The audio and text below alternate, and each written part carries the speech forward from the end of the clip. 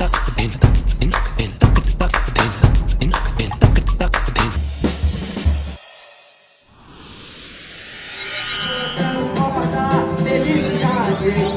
tristeza pipoca de alegria.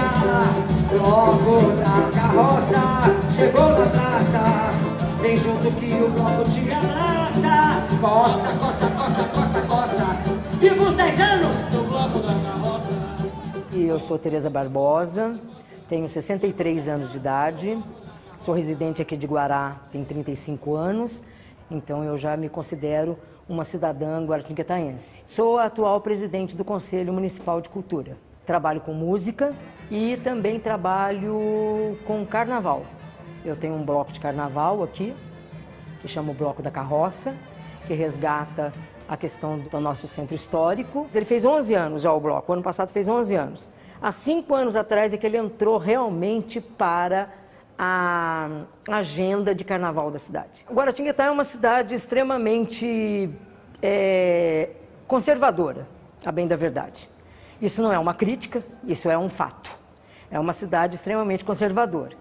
O carnaval, por exemplo, o meu bloco enfrentou isso daí a princípio, porque é uma cidade constituída de quê? Com um passado extremamente voltado para as escolas de samba. O bloco surgiu num momento muito crucial para a cidade, que tinha acontecido uma enchente, e a cidade tinha passado por um trauma muito forte, porque a cidade ficou debaixo d'água, a bem da verdade foi isso, e não íamos ter carnaval. Aí vamos formar um bloco, vamos formar um bloco, vamos formar um bloco, vamos colocar o bloco. E a resistência, onde eu digo que foi, onde eu quebrei essa resistência, foi exatamente pelo fato de ter uma cidade historicamente fincada dentro da cultura das escolas de samba e eu apresentar a marchinha como opção. Apresentar a marchinha, sair do círculo natural, normal, de que seja o carnaval e fazer o círculo que é o centro histórico de Guaratinguetá.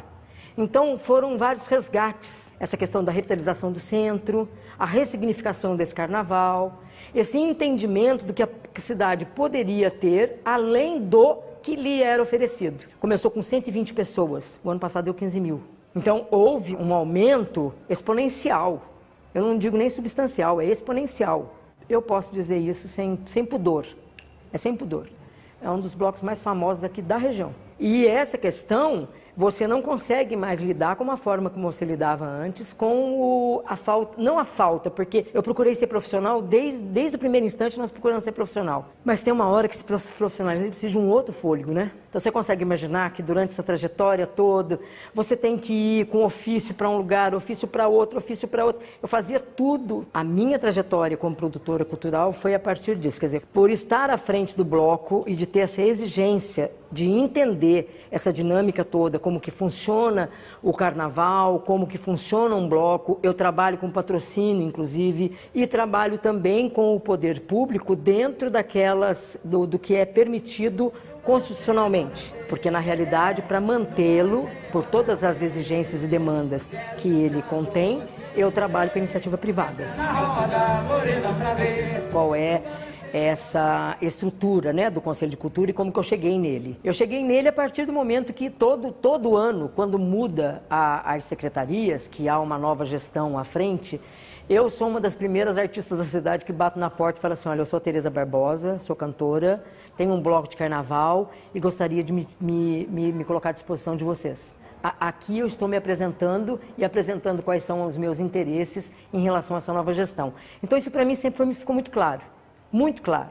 Eu nunca tive nenhum problema em relação a isso. A partir disso, lógico, evidente que todas as manifestações que acontecem na secretaria, a secretaria tem o meu contato. Então a gente começa a ter um envolvimento muito maior com os interesses dele e com os meus. Vamos ao encontro um do outro, não vamos de encontro, vamos ao encontro um do outro e procuramos trabalhar junto. Na antiga gestão do conselho, eu era conselheira.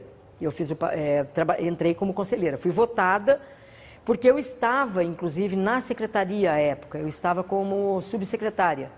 Não fiquei muito tempo como subsecretária, só passei pela secretaria, porque foi justamente a época que eu comecei a captar recursos para o meu bloco.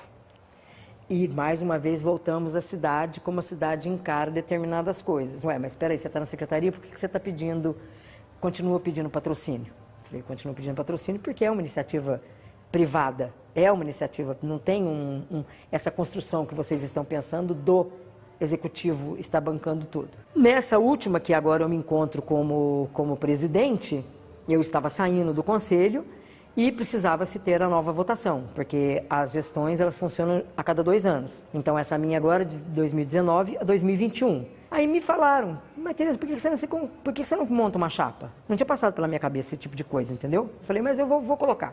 Aí eu fui entender realmente como é que o conselho funciona. Qual é a deliberação que ele precisa, o tanto que ele não é só consultivo, ele é consultivo e deliberativo. Então as decisões são biparitárias, ela tem a questão da secretaria e do conselho. A secretaria executa, mas ela executa aquilo que o conselho delibera. Quando você começa a entender que toda essa tríade que se forma em torno de e que é uma dupla na realidade, né? Mas é uma tríade de ações. E você vê que o papel realmente é muito mais importante e interessante do que eu imaginava antes só como conselheira. No meio disso tudo, cai no nosso colo o quê? Uma pandemia. Cai no nosso colo o quê? A lei Aldir Blanc, que precisava de todo esse acordo entre secretaria e sociedade civil. Quem que representa a sociedade civil? O conselho. Começamos a entender como é que funcionava a lei, começamos a estudar juntos e fazendo com que todo esse conhecimento em torno dessa questão fosse uma troca muito grande. Partilhamos conhecimento ao longo disso tudo. Eu considero aqui uma cidade extremamente múltipla, artisticamente extremamente múltipla. Quando nós fomos montar, por exemplo, o cadastramento e o nosso plano de ação, é que a gente percebeu isso com mais afinco ainda, entendeu? Aquela coisa de você olhar, você ter um outro olhar para a cidade e desenvolver uma escuta também, né? Porque você desenvolve a fala, mas você desenvolve uma escuta também. Você vai desenvolvendo isso ao longo do tempo, mas quando você chegou no cadastramento que você percebeu o quanto que tinha disso.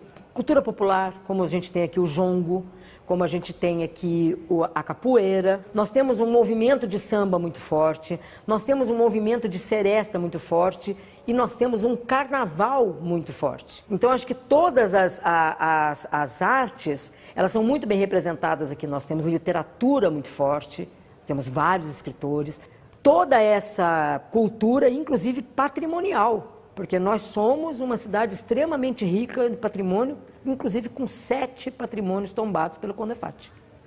Como que a cultura pode transformar? A cultura, ela é extremamente transformadora, né?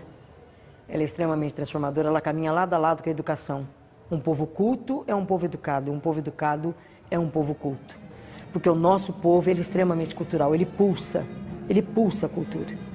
E quando nós começamos a entender isso e chegar até eles e fazer com que eles cheguem na gente, a gente perde um pouco essa questão da cultura ser elitista, da cultura ser segregada. Ela não é. Ela é de todos. Ela é de todos. Nós somos uma comunidade extremamente bem articulada para que nós possamos proporcionar ao povo tudo aquilo que nós achamos e queremos de direito. A cultura, para mim, é um direito de um povo. Se você pensa que cachaça é água, cachaça não é água, não. Cachaça vem do alambique e água vem do ribeirão. Pode me faltar até o amor, de céu até acho graça. Só não querer que me falte a marvada da cachaça. Se você pensa que cachaça é água, Cachaça não é água, não. Cachaça vem do alambique e água vem do ribeirão.